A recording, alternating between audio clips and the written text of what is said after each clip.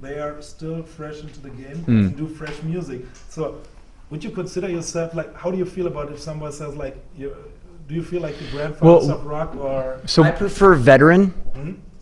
I'm a veteran. I'm a veterinarian. No. Honestly, it was really interesting. Like we did a show for a tour called the Warped Tour in the U.S. We played one day in Los Angeles because it was like celebrating 15 years of hybrid theory being out, and there were all these acts on the bill that basically like grew up listening to our music and like loved the band. And so we had never played Warped Tour before. We've never done Warped Tour.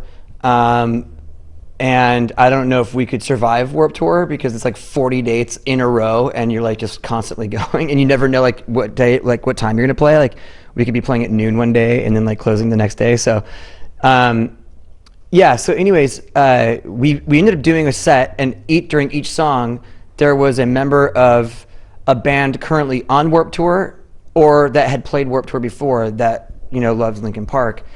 And it wasn't until like that day that I always kind of felt like we were like the new guys, even like after 5 records, or you know what I mean. It's just like because it doesn't really seem like it's been that long.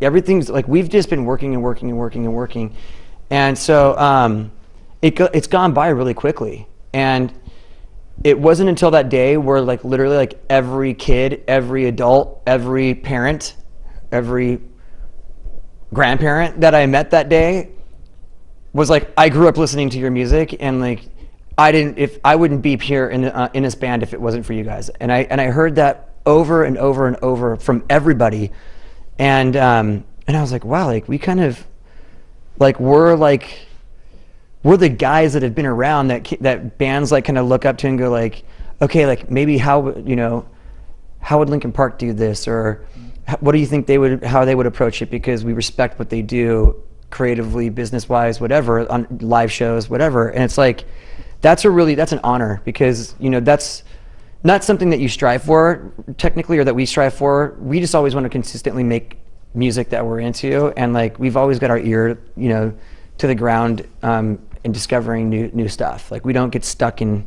a certain period of time, or and for bands to kind of come up and acknowledge that they really grew up listening to us, and that we've had a positive influence on them professionally or creatively is really like, that's dope. Like that's like one of the coolest, nicest things somebody could say to you.